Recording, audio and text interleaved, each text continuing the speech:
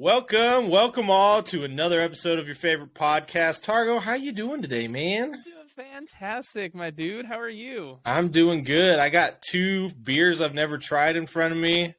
I talked to my best friend about the best sport and activity in the world. What could be better than that? Dude, nothing. Right? I love that hat, by the way. The T. Thank you. Tiger Woods, y'all. Oh, it's a TW. Yep, I see it now. Anyways, what are you drinking today? I am drinking a beer from Icicle Brewing Company out of Leavenworth, Washington. It's a Alpen Hazy IPA. Ooh, let's give it a try. Yeah, we'll see how this one is. Make sure not to shake it. I've done that before. Yeah. Ooh, we got a 2-sipper. Ooh, that's really good. Ooh. That's the first good, ladies and gentlemen, that we have got from Targo on this show. I really like that. Ooh. Because I'm not a big hop fan. I know. I'm not either, and I got 2 IPAs in front of me, so this should be interesting. My first one. Strong today. Yeah, we're going with the force on today's episode. I got Skunk Ape from Boneyard Brewing. Love that this name. Apparently is a winter IPA, so it's like a winter warmer mixed with an IPA. Well, you probably need that right now. I saw you got a bunch of snow. Oh, God, so much snow. Like, can it be over already? All right. Almost, man. Almost. The verdict? Yeah, that's good. That's good stuff. I don't like IPAs, but that tastes more like a winter lager with a little bit of a hoppy finish, so it's good. Okay. And to find out the second one I have, we'll have to wait till later in the show. Okay, when you're finished with the Skunk Ape, huh? Those are our brews. Let's get to some banter. Welcome to Brews and Banter. All right, today's episode is a preview of March 2nd to March 6th, and we are going to go over the actual winners of the FIFA BEST Awards, as well as talking about why Chelsea and Liverpool suck so bad. Yeah, we need to dive into that one, man. How bad they suck, let's get to some previews, shall we? In Let's the Premier League on March 4th. First off, I can't believe it's March already. Holy cow. Yeah. Just means St. Patrick's Day is right around the corner. We have a big game to start us off on the weekend. Manchester City against Newcastle. Yeah, 2nd versus 5th. This should be a good one. Newcastle known for their tough defense. But Manchester City known for their ruthless attack. So yeah, they are. It's gonna be a good one. Newcastle haven't been great lately, though. They have not. They lost out in the Carabao Cup final. Maybe Nick Pope. I think Nick Pope's still gone for this game, so they got Dubravka back. One, yeah. Man, I think Newcastle doesn't stand a chance in this one. I hope they get a draw. It's hard. It's hard to choose Newcastle in this one, especially since, it seems like not that long ago they were in 3rd place and 10 points up on Tottenham. And now Tottenham are 4 points ahead of them in 4th place. Well, that's what happens when you don't win games and you're just drawing or losing. Yeah, and they're really struggling to score goals. Thankfully for them, Manchester City are struggling to keep teams out of the net. So hopefully they can get 1 or 2 in this one. But, yeah, I see this going one way and one way only. Manchester City with the victory in this one. Yeah. Yes, it is. Next up, we got our boys in red and white, the Gunners against Bournemouth. Bournemouth coming off a tough loss against Manchester City 4-1. This one's at the Emirates. How do you see this Bournemouth did not play well their last time out. No. And as an Arsenal fan, I hope that continues. And Arsenal can slot 3-4 past them. Arteta can maybe get some subs on, get a Smith Rowe on. Let's see him come on and play. Yeah, Arsenal. Yeah, I'd love to see Kiviol get a chance in this game. Kivior, yeah, let's get him on the field. Maybe give Saliba a break. I think Gabriel's been playing too good. You can't rest him. But I know Kivior is a left-sided central defender, so maybe Gabriel does make way in this one. Yeah, I only see it happen if they're good 2 goals up, though. Arteta's been shaking things up a little bit more. I would suspect Thomas Partey does not start this game. giving him a little bit of a rest. Jorginho's been playing really well in his absence. I think you're onto something there, yeah. But yeah, I'm with you on this one. I as well see this going one way, and Arsenal's victory. Next up, we have Aston Villa against Crystal Palace. Crystal Palace tied Liverpool last time out. Looked promising, but couldn't put the ball in the net. And Aston Villa went in 2-0 over Everton. How do you see this one going? It's at Villa Park. And Villa, Unai Emery, he's finally got a win for them. Let's see. Crystal Palace could really use this win. That would jump them right up just a point behind Aston Villa, who are above them in the table. But man, without Wilfried Zaha, it's tough to see who's going to score in that Crystal Palace team. I think I got to give it to Aston Villa. They do seem like a team where once they get a goal without Zaha, that the floodgates might open with the amount of chances they create in a game. I don't see that against the Villa team, though. Again, I don't see it either. Maybe a draw, honestly. The perennial drawers of Crystal Palace. I hate to see it, but you might be right. I mean, this one would be close. Depending on how other results go, though, could see Aston Villa jump above Chelsea. So, all they need is a point. Wow. Next up, I'm gonna go with a Palace win in this one. A Palace win, going bold, huh? Yeah, I think your boy Elise is gonna keep shining brightly, and I think he'll be the difference maker in this one. Sounds good. Next up, we got Brighton against West Ham. Brighton, little bit of a slump lately. They've been kind of all over the board. And then West Ham, they're close to the bottom of the table, but coming off a 4-0 win in their last one. How do you see this one going? Honestly, I think West Ham get a point at the Amex. Yeah. I think they continue that hot form. I think they continue that hot form, and maybe this is where they start to kind of climb away from the relegation zone. Maybe? I don't know. We'll see, but I think they get a point. Okay. I think you might be onto something. However, again, I've said it once, I've said it a million times. I love watching Brighton play. They are fantastic going forward. And with how leaky West Ham's defense has been, I don't see them keeping Brighton out of the goal. And I think Brighton get a win in this one. Okay. A Brighton win. I'll go for a draw. Speaking of teams that can't keep the ball out of the net or score a goal, we got Chelsea against Leeds United. Both teams kind of struggling on defense and kind of struggling going forward. How do you see this one going? This is a kind of make or break game, I think, for Graham Potter, man. If he can't beat Leeds United, there's going to be some serious questions asked about his job. And this one's at the Bridge. I think Leeds maybe get a... I want Leeds to get a draw because I'm rooting for them. I don't want to see them in the relegation zone. Yeah. They're hovering right above it right now. But I think Chelsea gets a win. Wow. So you think Chelsea will actually score a goal in this game? I do. Okay. They have too much talent. Honestly, I feel like I could go coach Chelsea, throw all those players on, and happen into a goal. They've gone 6 hours without a goal. How? They scored 1 goal in the entire month of February. It's crazy. That's a lot. We'll dive into them later. Let's score. Give me your prediction. I think Chelsea's struggles continue. I think this one's going to be a draw. I hope it's not 0-0, but my gut is kind of telling me 0-0 in this one. Well, you just drank that skunk ape, man. It could be that too you're feeling. Could be. It is kind of skunky. So, all right, next up we have Wolves against Tottenham Hotspur. Tottenham fresh off a win against Chelsea. Wolves playing Liverpool midweek. How do you see this one going? Oh, Wolves. I want them to do good too. I feel like they have too good of a squad to be where they're at. I really do. I think Luke Tiggy does turn it around, but man, against Tottenham, it's going to be a tough ask. Tottenham are flying high off their win off Chelsea, but it's not in London. So I think I give Wolves a chance, and this one ends in a draw. Okay.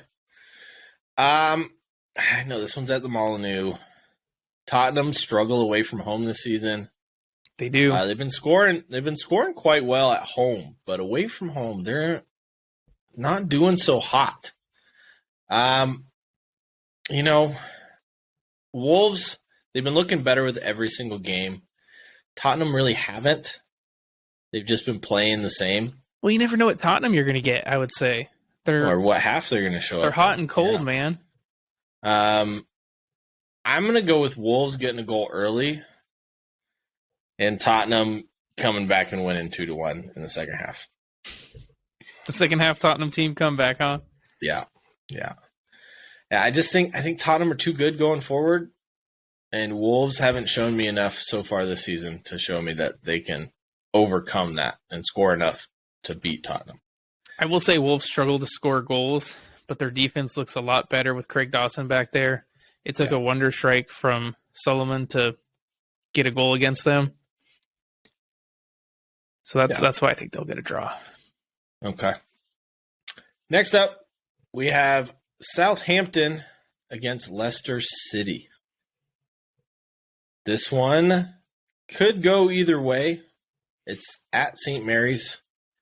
Southampton, fresh off a 1-0 loss. And Leicester City off a 1-0 loss as well to Arsenal.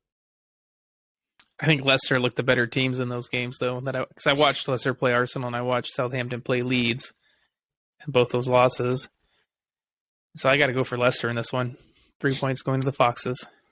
Yeah, I mean, Leicester looked really good against Manchester United, and 3-0 for United was definitely a flattering scoreline and not really fair to how Leicester played. And they played fantastically against Arsenal. I mean, Arsenal, they're in first place for a reason, and that's unbiased opinion. I'm going to have to agree with you on this one. I think Leicester City are just too good, and they're starting to build a little bit of momentum, even though they're losing, with some promising performances. And Southampton they're playing better. They're playing better, which is important. Well, like, I can understand if you're losing, but if you're not seeing any improvement, then that's what's discouraging. Exactly.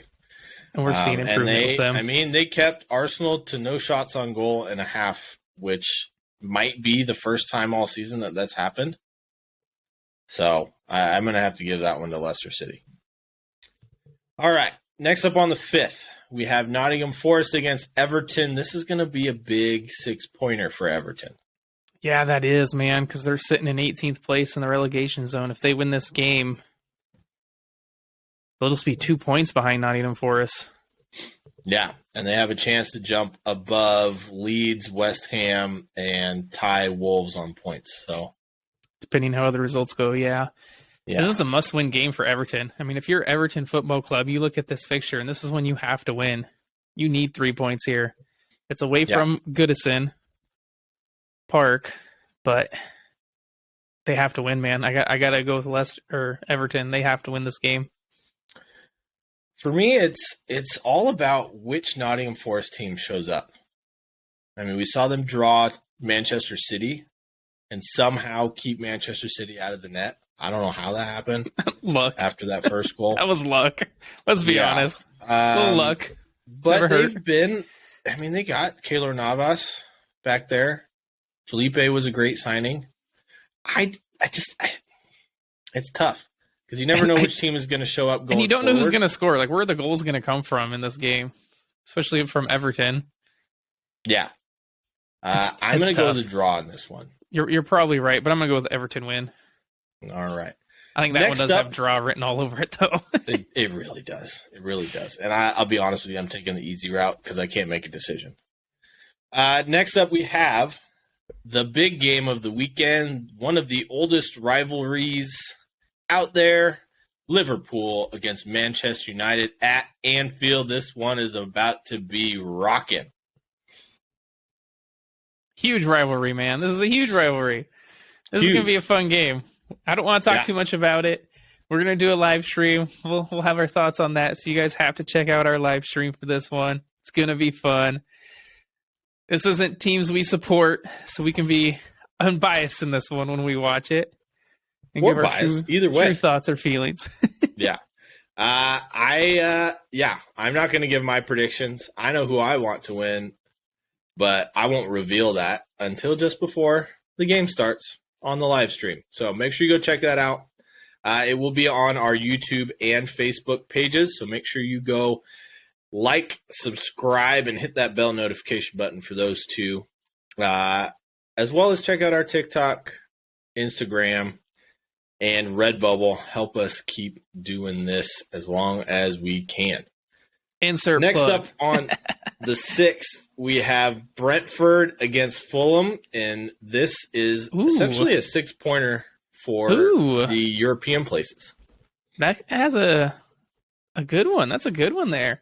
Fulham in 6th place on 39 points. Brentford in 9th on 35 points.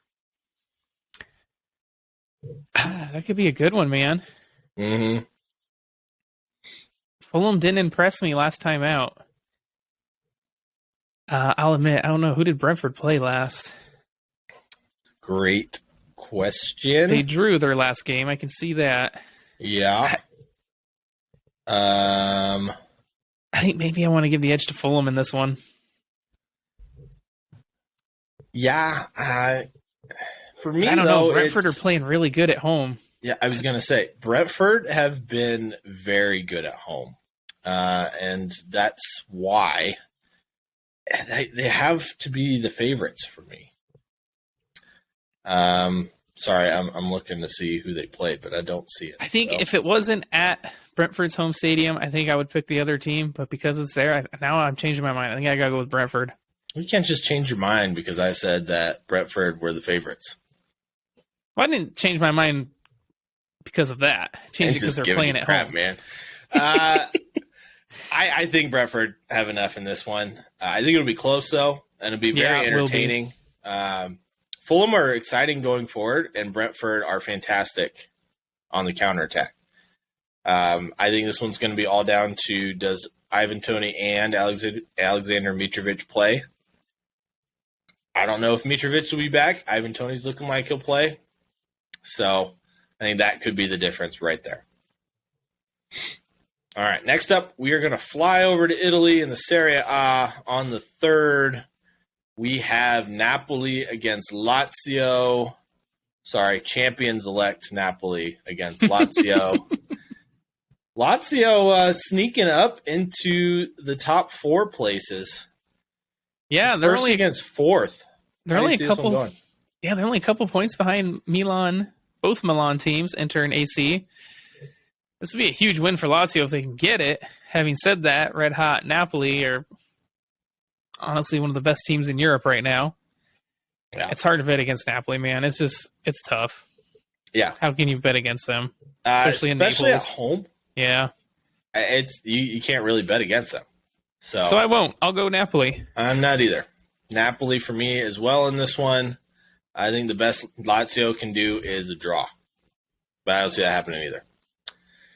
All right, on the 4th, we have Atalanta against Udinese. Atalanta sitting in 6th, Udinese in 10th. How do you see this one going? Atalanta need this win because I believe they lost out to AC Milan last time. So they need a win there. I'm going to go with Atalanta, especially since it's at their home stadium. Yeah, I mean, Atalanta need 3 points to keep pace with Roma.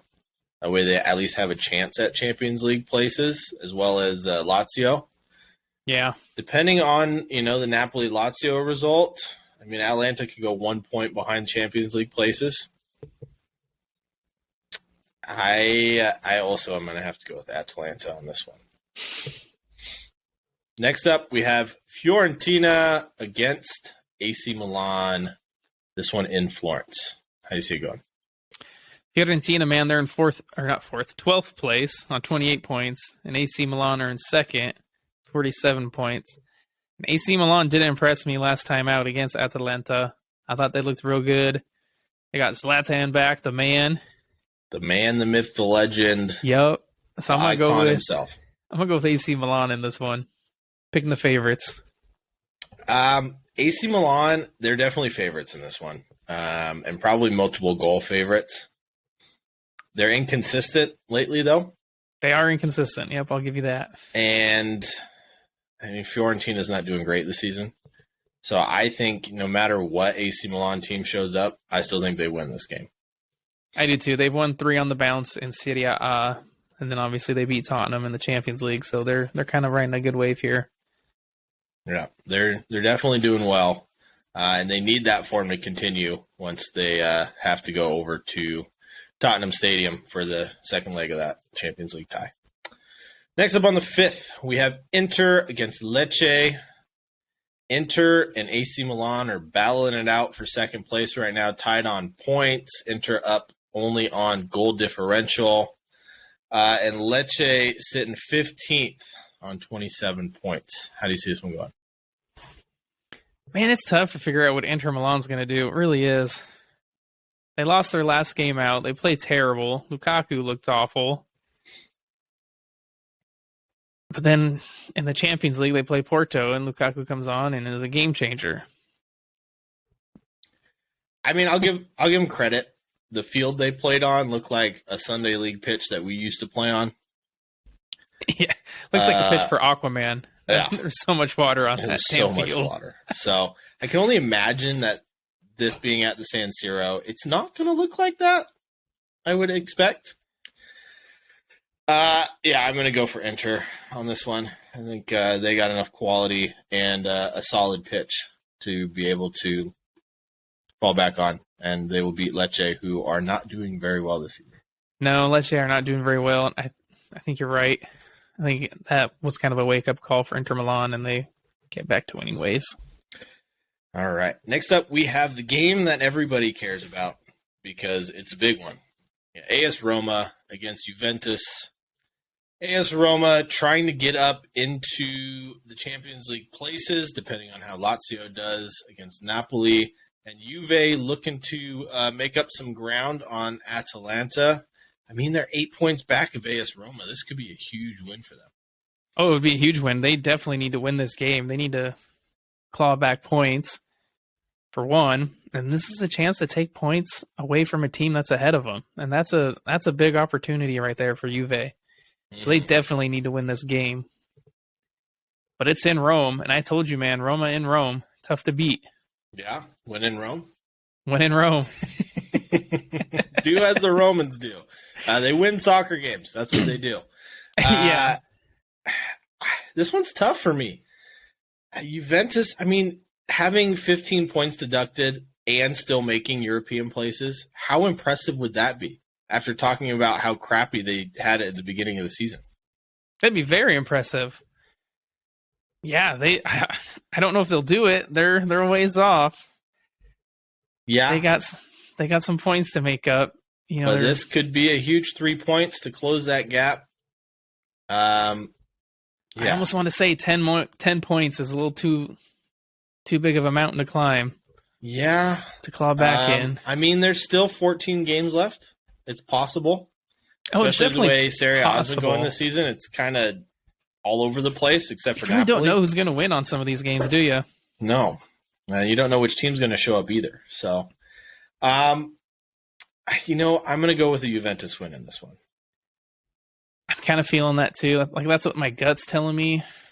So I'll But win stick in with Rome, that. right? Yeah. Not this time.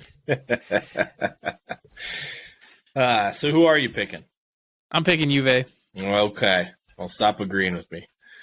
Next up, we fly over to Germany and the Bundesliga. And on the third, we kick it off with a 6-pointer at the top of the table.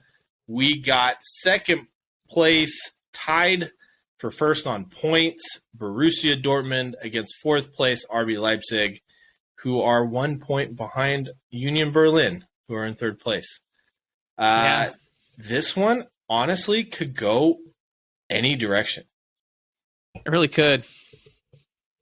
This is a huge game for RB Leipzig if they can get a win. 100%. It'd be a huge win for Borussia Dortmund to keep pace with Bayern Munich in this one.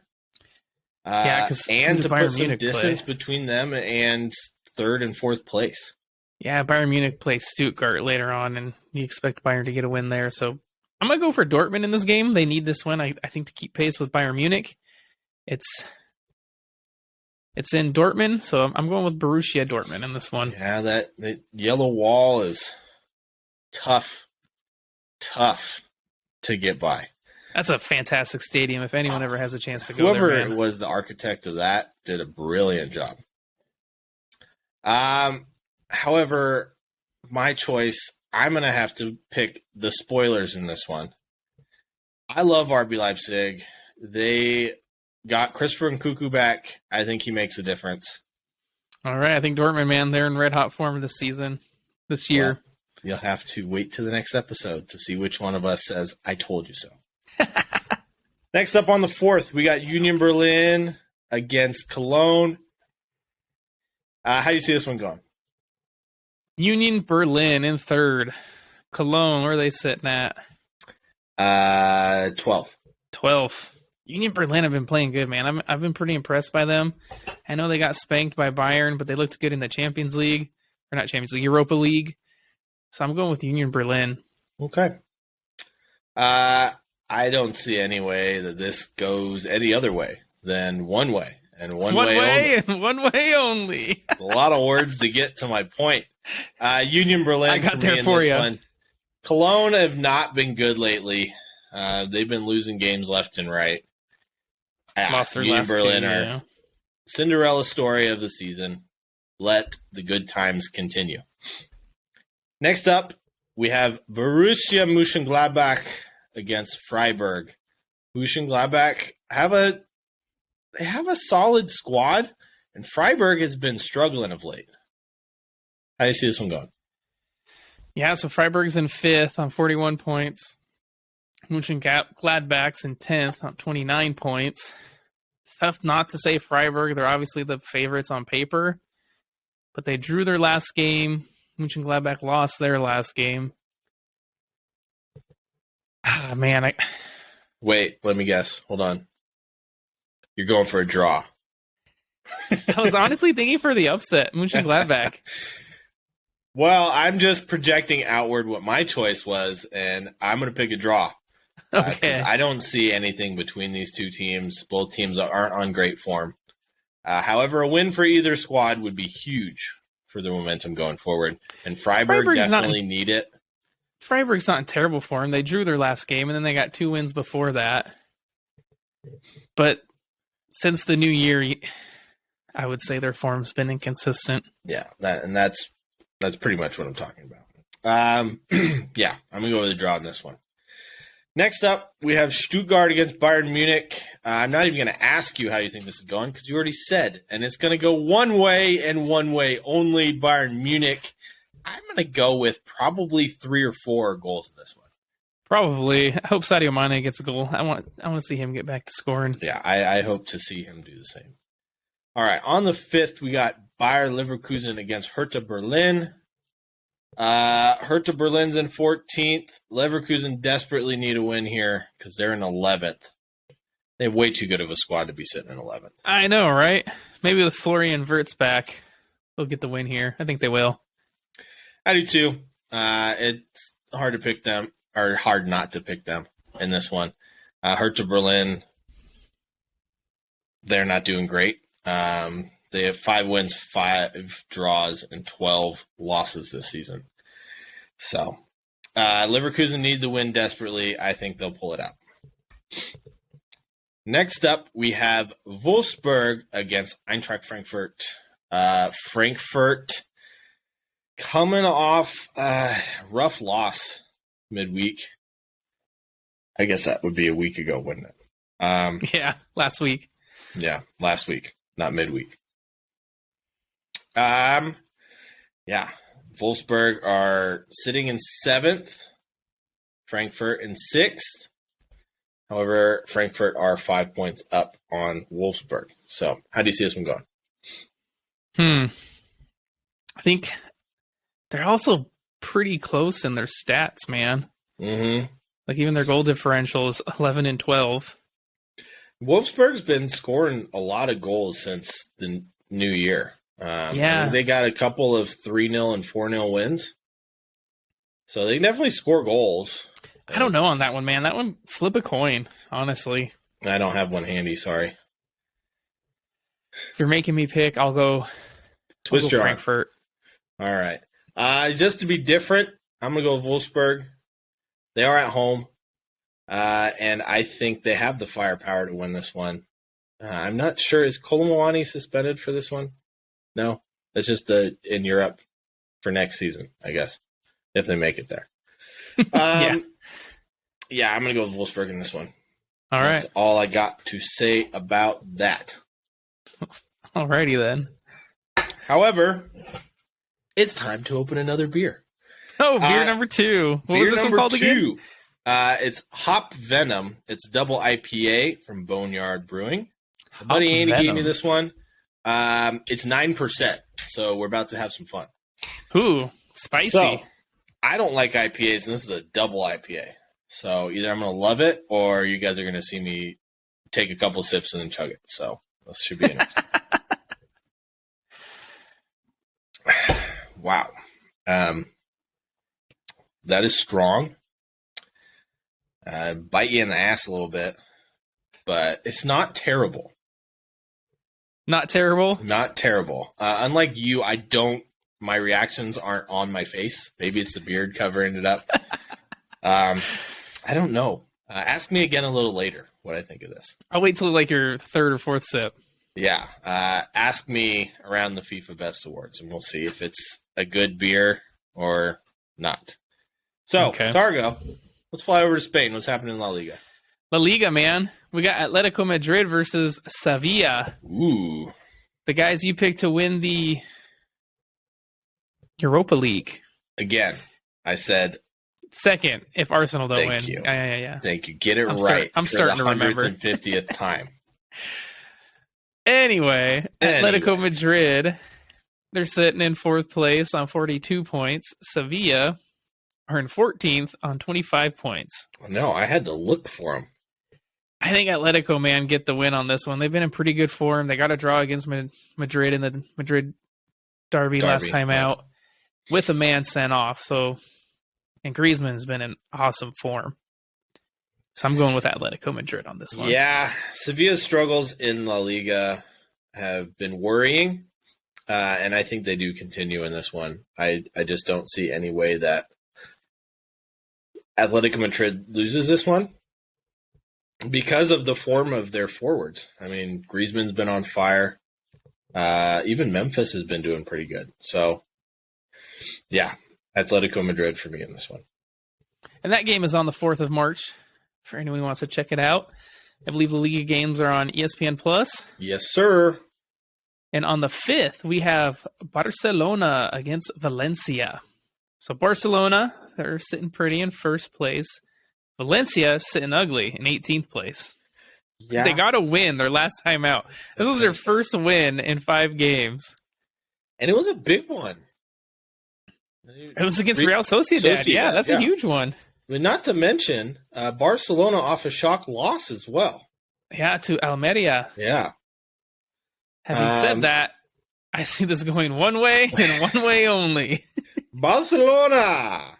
I do think, I believe I heard Lewandowski's out for this game. And Pedri might not be back either. Yeah. I don't think we'll see how Barca does. I don't think it makes a difference. I think they're too good on defense, and more importantly, Valencia is not very good going forward this season. They're not very good on defense. So that leads to one thing and one thing only, and that's a Barcelona win. Yep, I agree. I think that's the way it goes. Also on the 5th, we have Real Betis against Real Madrid. Real Betis are sitting in 5th place on 40 points. Real Madrid are sitting in 2nd on 52 points. How do you see this one going, Josh? This is going to be a good one. That should be a pretty good one, right? Yeah. Betis they're fun to watch, man. I do love their kits, the green and white stripes. However, kits don't mean anything in football.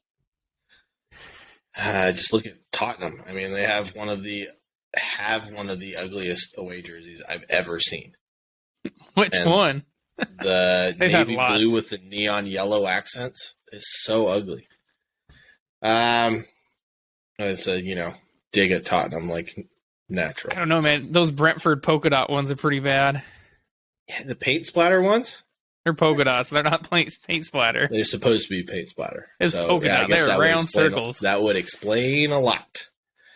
Yeah, I can't see past Real Madrid in this one. They're coming off two big games. One of them they blew Liverpool out of the water. The other one they drew Atletico. I think both teams have more quality than Betis does. So I'm going to go with the Real Madrid win in this one. Yeah, I mean, I feel like Real Madrid in the Champions League are a different beast than in La Liga right now. They always have been, though. But I mean, it's Real Madrid. How do you not say Real Madrid? Yeah. As someone famously once said, all teams fear Real Madrid. And Real Madrid fear Barcelona. So, yeah. That was Thierry Henry, if anyone was wondering. Huh? That was Thierry Henry who said that, wasn't it? Yeah. Yes, it was. This guy. And that guy. Above your head there. Yeah, right there. Guy. And this, because that's what he's wearing. FYI, we're pointing at pictures and jerseys for listeners. Nah, just check out our YouTube. And you find it out yourself. Where are we off to after La Liga, my friend? Right, we're going to go to Ligue 1 in France. We got two pretty significant games in this one. First off, on the 4th, we have Lens against Lille. This one is 4th against 6th. Lens were in 2nd place at one point, and now they're dropped down to 4th. Lille have some attacking firepower, so I think this could go either way. I hope Lens win. I want to see them kind of like Union Berlin get into that story of one of the shocking teams in Europe kind of doing well. So I'm going to go for Lens. I mean, Lens were flying high for a while there. I mean, they still have only lost 3 games all season. But they've been drawing games left and right. Yeah, it's those draws that are killing them. Lille going forward are impressive. I mean, Jonathan David's been resurgent recently, scoring goals left and right. I'm going to go with a draw on this one. Yeah. Safe bet. Yeah, well, I can't see anything between the two teams. So, however, this next game is going to be completely the opposite. So we got PSG against Nantes. I personally see this going one way and one way only, especially with Mbappe and Messi show. Yeah, especially with the chemistry that those two have developed. It's insane. I love it, and it's some of the most fun football to watch. However, everything else that happens in those games is not very entertaining. So, I don't watch full games. You want to say it, or you want me to? One way and one way only. Yeah, PSG winning this one. How many goals does Mbappe and Messi score? I'm going to go... Nantes is in 13th this year. They might be in the Europa League, but they are not doing well in Ligue 1. So I'm going to go between the two of them. Let's go 3. I was going to go with 2, but I think that's too low. So... All right. Mbappe's top goal scorer now in Ligue 1. He is. And you have the 2 best footballers in the world on the same team with incredible chemistry. I mean, that doesn't mean anything but bad news for any team facing them on a week-to-week basis. Pretty much. Except for Bayern Munich. So let's switch gears. We're going to go to the FIFA BEST Awards. Now, we didn't put this in any particular order except for essentially what we kind of cared least about to what we cared most about. A little bit of controversy in here, and let's see if we got these right. All right. For the record, Argentinian players and fans were nominated for about every award. Let's see how many they win. After World Cup winners, man, always get nominated. So, best fans up first. I think I picked Japan for this one. I'm not sure. Who'd you pick? I don't remember. I don't even remember picking anyone for this, did we? Well, in my brain, I picked Japan. But Argentina won. not really a surprise. I mean, they essentially made every game a home game with how many fans showed up to those World Cup games. It was fun. That Mexico-Argentina game, all the fans came out for that one, man. Yeah, it was fantastic. And they needed it too. And it proved to be the game that turned the tides for them. So, yeah. So Argentina, they won Best Fans. Next up, we had Best Coach. We both picked Carlo Ancelotti for this one. It was Lionel Scaloni. Not really a big surprise. Yep, Argentina coach. We picked Ancelotti, Real Madrid coach, who would win the Champions League. But again, these are going to be biased towards World Cup winners. Yep. So that's, for those of you at home, 2 best awards for Argentina. Next up, we go to the best goalkeeper. I picked Thibaut Courtois. I think you said you thought Courtois deserved to win it, but you thought Emi Martinez would win it. I think so. I think that was what I wanted. I thought Courtois should win it, but I think Emi would. Well, you were right. Emi Martinez did win. I'm so happy for him to go from where he was in Argentina all the way up through Arsenal, going on loan, what was it, 6 times? Something crazy like that. It was a lot. Yeah, and then winning he got an his FA chance. Cup, going to Aston Villa, and then winning a World Cup. What Honestly, it was that save, that one save in the final that probably won him that award. Oh, 100%. Because it certainly wasn't his form for Aston Villa. No. And that's where the controversy gets in. We'll get into that in a minute. We'll discuss more about Emi Martinez in a little bit. So, for those of you at home, that's 3 for Argentina. Next up, we had the Puskás Award, which there was not any Argentinian nominations for this one. I picked Marcin Oleski for this one. Did you pick Mbappe? I picked Payet. That was it. Well, Oleski wins this one. Huge moment. He's the first amputee to ever win the award. Brings a lot of diversity to FIFA awards. So maybe that was kind of rigged, but I don't think so because that's how magnificent that goal was. It was an amazing goal. Good for him. Very proud of him. Yeah, that was fantastic. Congratulations to him. Next up, we have the women's best player. I'm not going to spend too much time on this one because it didn't really surprise anyone. Alexia Putellas won back-to-back. She is a Spain and Barcelona forward. She's absolutely fantastic. Yeah, she's amazing. You get to watch her play. Consider yourself lucky.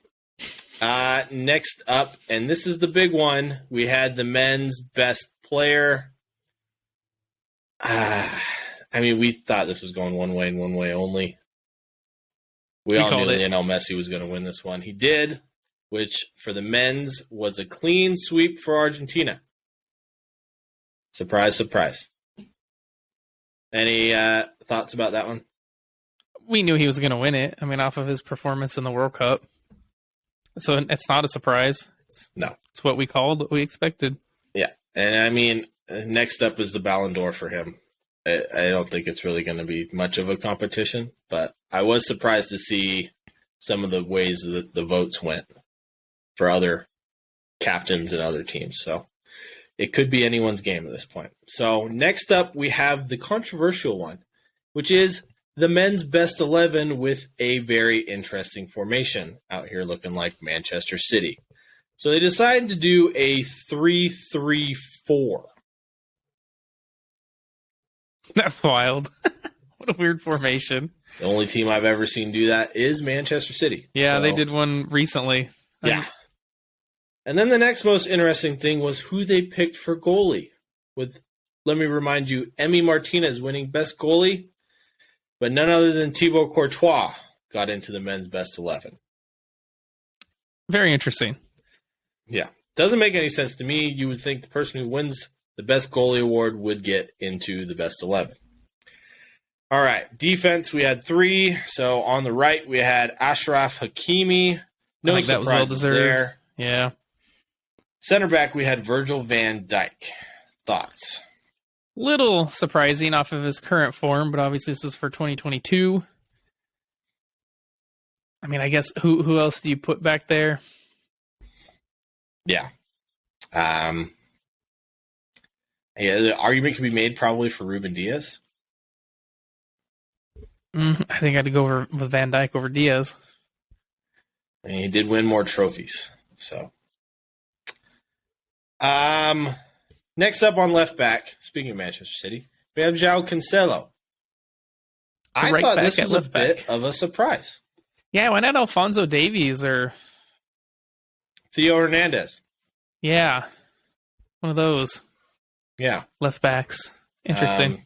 Cancelo, for me, that doesn't make any sense, but it is what it is.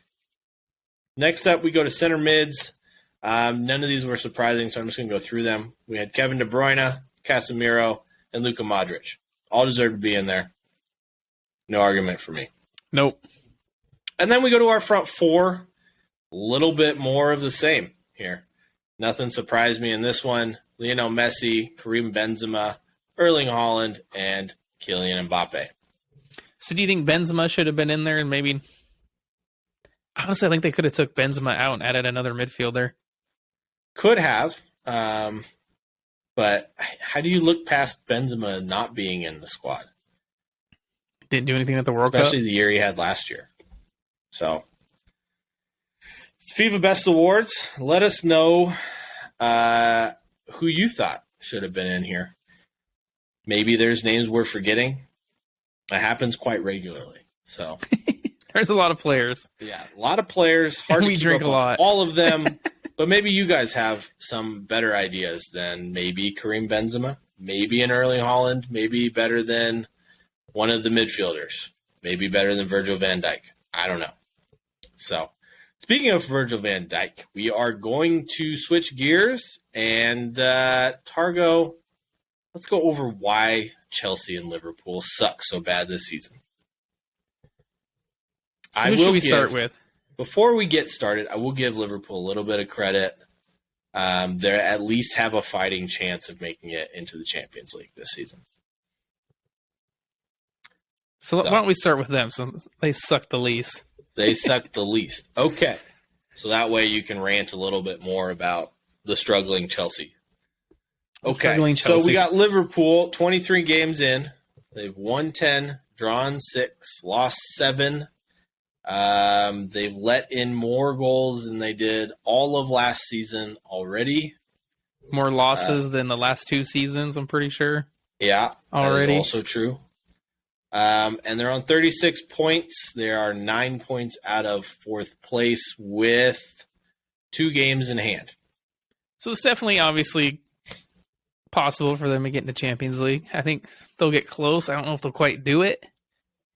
But they got a fighting chance. I'll say that. But here's where I think it went wrong for Liverpool this season. Honestly, the biggest talking point is going to be Sadio Mane leaving. I know you and I, we probably both think he was probably their best player, him or Mo Salah. I think he was, yeah, 100%. And so that's going to be a huge blow. They brought in Darwin Nunez to replace him.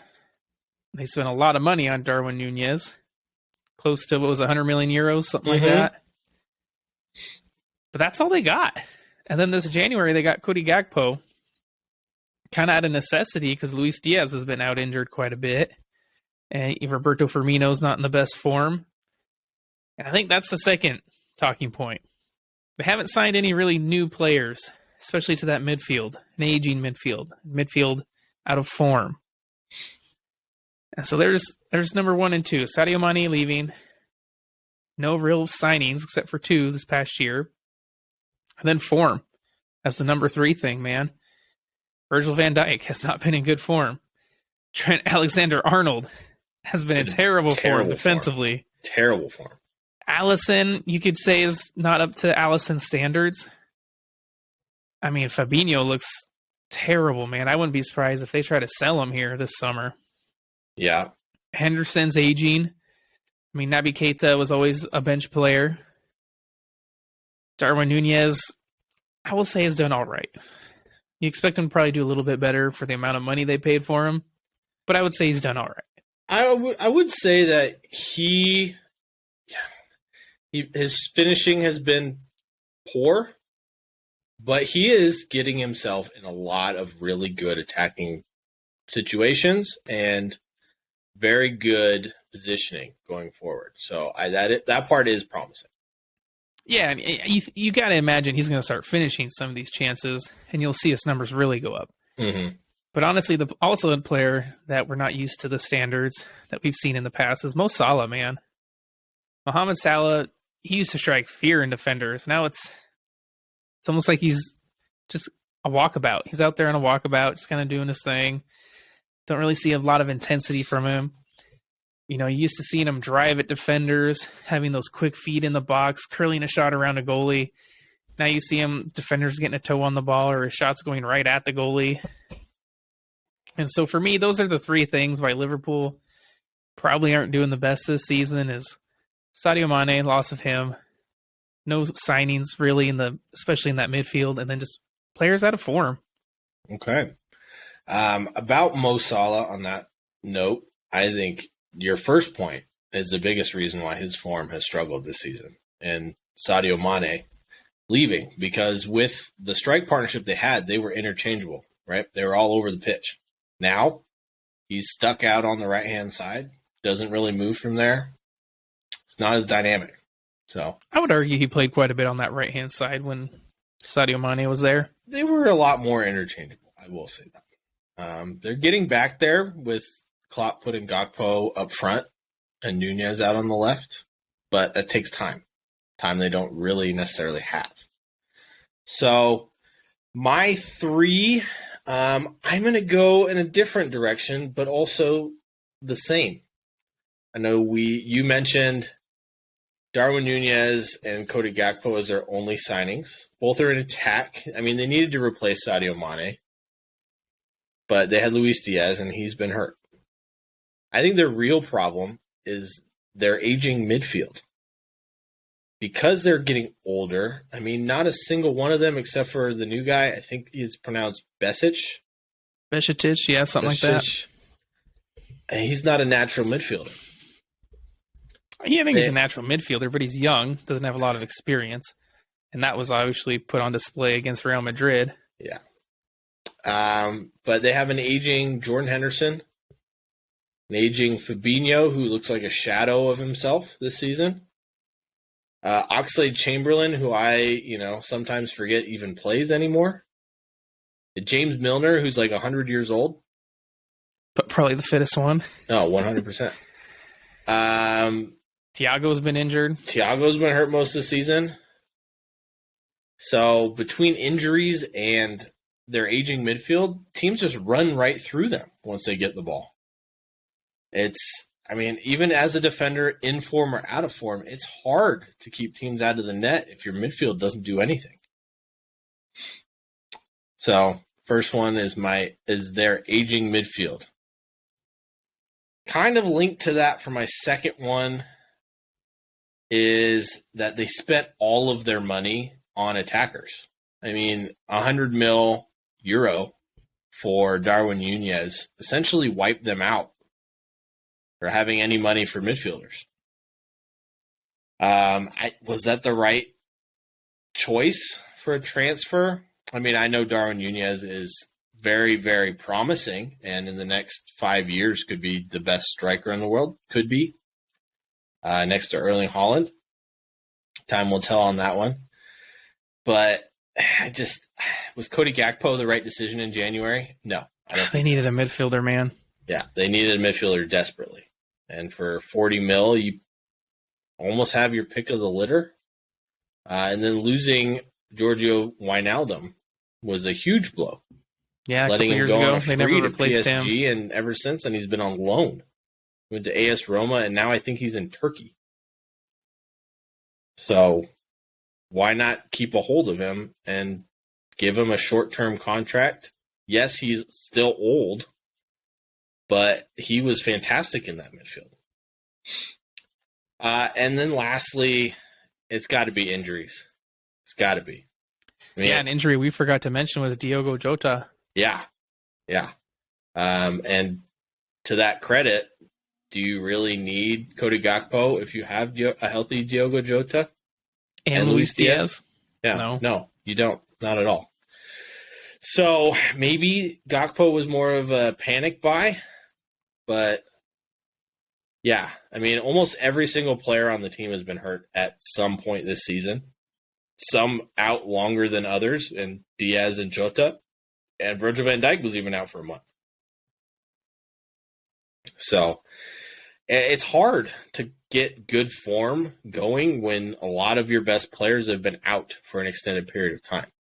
I know Jurgen Klopp says it, but that is hard to do. So aging midfield, money spent on attackers and injuries. I do want to add a fourth, though. Maybe this is coincidence. Maybe it's not.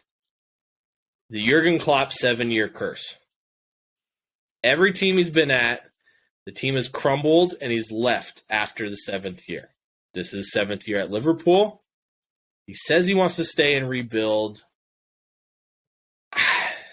Do you think he's the man for the job to stay? Do you think he rebuilt Liverpool when he first got there. Yeah, it took him a couple years. Yeah. I mean, some people might not remember, but their first year Klopp got there, they weren't title contenders right away. I think they finished 8th, did they not? It was somewhere around there, 6th, 8th, yeah. I don't know what the exact position was, but it took them some years. So maybe it's the Klopp 7-year curse. I don't know. Klopp has never stayed at a team longer than that. If he stays at Liverpool, this will be new territory for him.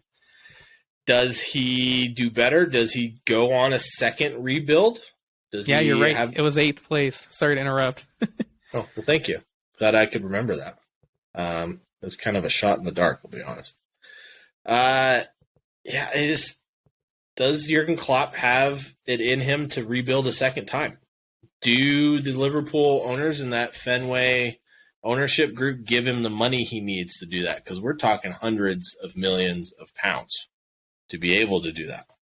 So do they give him that money? If they don't, if you're Jurgen Klopp, do you just leave because you don't have what you need to be able to rebuild the squad? You don't have support? I don't know.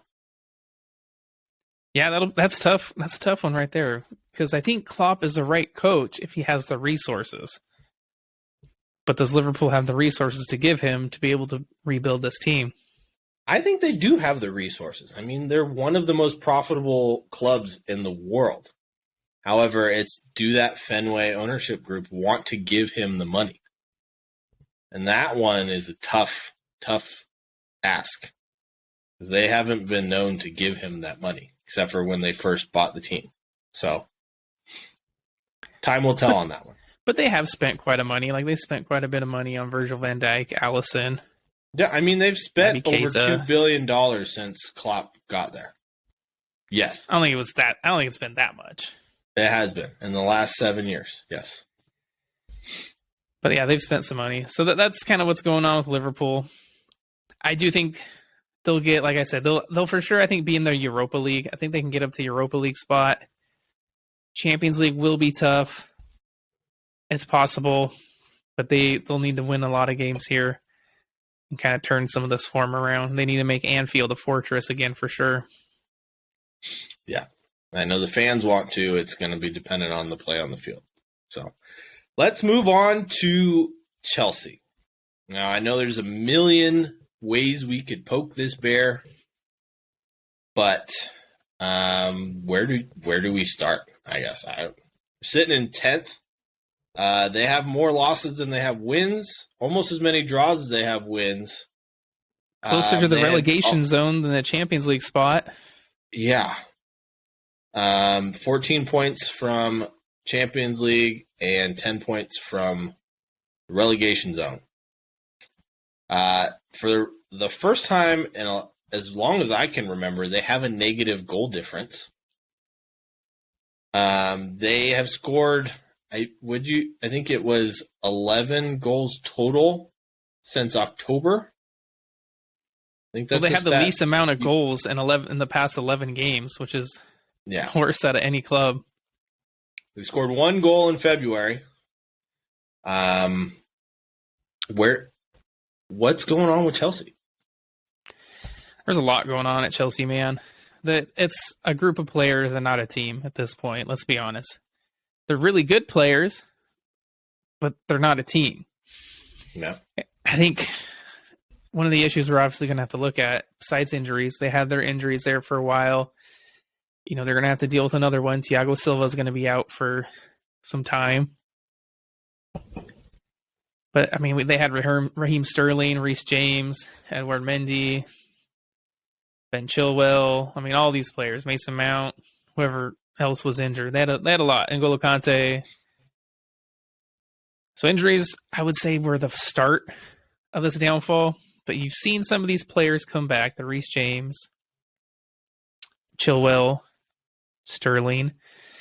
So now I'm starting to look at Potter, man. He's the coach. He's got to figure out who his best 11 is on that field. Because you see him, he doesn't know who his best 11 is at this point. He's making 5-6 changes every other game. And so he needs to figure out who his team is going to be and kind of stick with it, I think.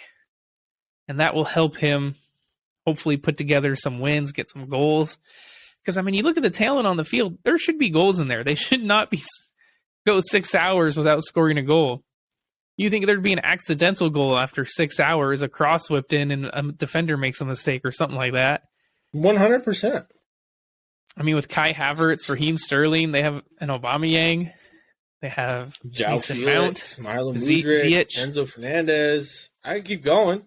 Yeah, they have really good players. I mean, I think the players are starting to let Potter down too.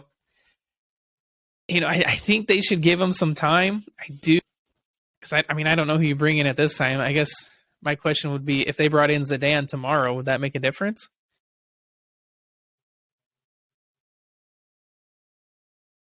Maybe. No. Probably not. Maybe. And so that's what I'm saying. I think they got to stick by him. But if they don't start moving up the table, at least seeing some positive play. Like, I can understand if you lose, but there's different ways of losing. You know what I mean? Like, you can lose in disgrace or you can lose with a fight. And I don't see any fight right now from that Chelsea team. I don't either. I think the most worrying thing is, I mean, a team like Chelsea, we're used to seeing them score. I mean, even when losing, scoring, right? Not going a month and scoring one goal. That is not like any Chelsea squad I've ever seen, especially with the talent they have. It makes no sense. Yeah. I mean, for the record, they spent over $350 million in January, signed 8 players. But you're right. They're just a team of players. There's no cohesion there. There's no fight. They've had injuries, but, I mean, can you tell me, like, a core player on that team that's been there for a while that's healthy? I would have said Thiago Silva until he went out injured in that Tottenham game. Yeah. Okay. Kepa, is he a leader? No. We all know that. Otherwise, I would have said Jorginho. They sold him. They sold him. N'Golo Kante. He's been out injured He's been injured all season. I guess he's back in training, but he's probably still a ways out from full fitness. Match fitness, yeah. Yeah. So there's so many players, and none of them have been playing for Chelsea for an extended period of time that are healthy. I can tell you this. They have a bit of favorable matches coming up at the Bridge. Like we mentioned, they play Leeds next. I think if Graham Potter doesn't win these next couple games, he might not be there. I 100% agree, which was going to lead me to my next point is I think Chelsea and the ecosystem and personalities they have, I think it might be too much for Graham Potter. He's coming from a team where there's personalities, but there's not these superstar egos, 100 million pound transfers in Brighton. And yes, he did wonders at Brighton. Yes, he's got this fantastic staff around him that are planning for years ahead. But if you don't win now, you're not going to make it years ahead. So what's the point? Honestly, I think it's his work at Brighton that has kept him at his job still. I mean, that's how you think of Graham Potter. 100%. You think of the success he had with Brighton. And I think he's still kind of riding that coattail. Yeah. Well, I mean, Brighton are still, they have four points ahead of them with 2 games in hand. So, and much more entertaining to watch because they actually score goals. However, I think this is too much for Graham Potter.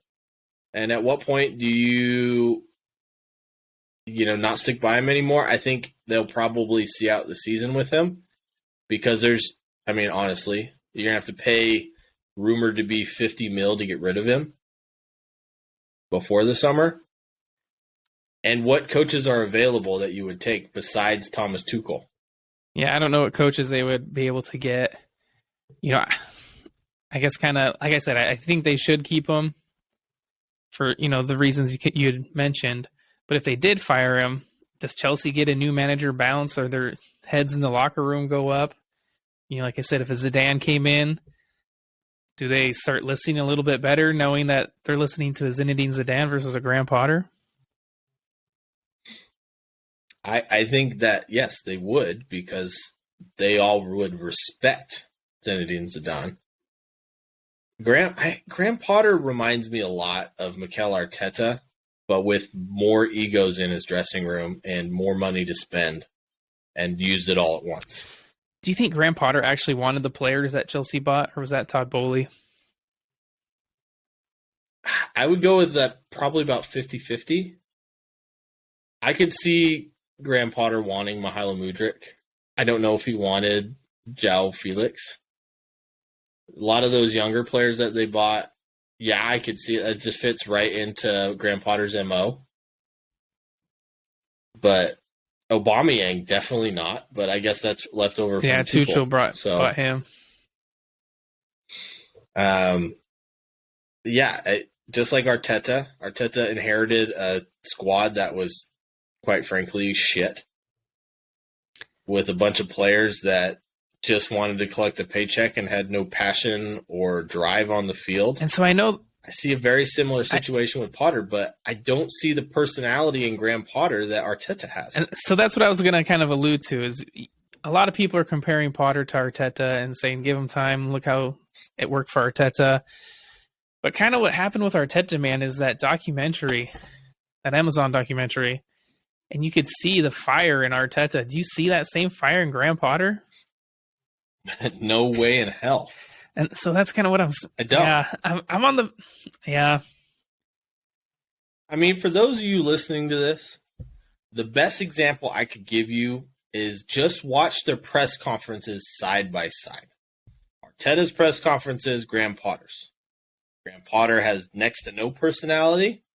Arteta has tons of it and a lot of passion. You can see it in his eyes. That is a huge difference, in my opinion. So I don't think the comparison should even be made, but the scenarios and situations when they both started are similar, so I understand. So I guess on the other end of it, you have Manchester United with Erik ten Hag. He didn't start out this season the best. As you remember, Man United had a rough start to this season. And they've stuck by him. And look at Manchester United right now, man. They're flying high, sitting in third place. Still technically title contenders. Still could win a quadruple. I think that's almost a better comparison to look at. I agree, but I mean, before this season, before Ten Hag got hired, I mean, would you have considered Ten Hag in the best coaches in club football? No, I would say he is now. He had some big egos. He had Ronaldo's ego to deal with, and I thought he honestly handled it perfect. Says, you don't want to be here? Well, see you later. So prior to him getting hired for Manchester United and seeing the job he did at Ajax, I would have considered him at least in my top 10 best coaches in club football. Graham Potter, I would not have put anywhere near that. So I guess what I'm trying to say is Erik ten Hag is a much, much better coach prior to being hired by Manchester United than Graham Potter ever was. Well, and he's showing it now, especially. I don't know if that's a I don't know if that's a fair comparison. I don't know if either one is a fair comparison. And Graham Potter might just be his own special case, but either way, let us know in the comments. Let us know on our Facebook group. What do you guys think? I think Graham Potter might be the problem. I also think that, they don't have a striker either, so that's not going to help anything, but Graham Potter might just be out of his depth. Public enemy number one for Chelsea. I think he is. Especially, like I said, if these next couple games don't go their way. But I think that's all for this episode, guys. We appreciate you listening, watching on YouTube. Again, make sure to keep an eye open for our live stream this weekend. You'll want to hop on our Instagram, Facebook, so you can know when all that's going down at Brews and Banter FC. March 5th, 8:15 a.m. sharp Pacific time. Well, there you go. Come watch us. Have some fun with all of you. That's right. And again, make sure to check out our Redbubble, get some merch. We'll be putting out some new merch soon. Because we love doing this, guys. It's a lot of fun for us. Arguably. We want to keep doing it. It'll be arguably. Arguably. But that's it for us. We love you guys. Thank you so much. Cheers. Love you guys. Cheers.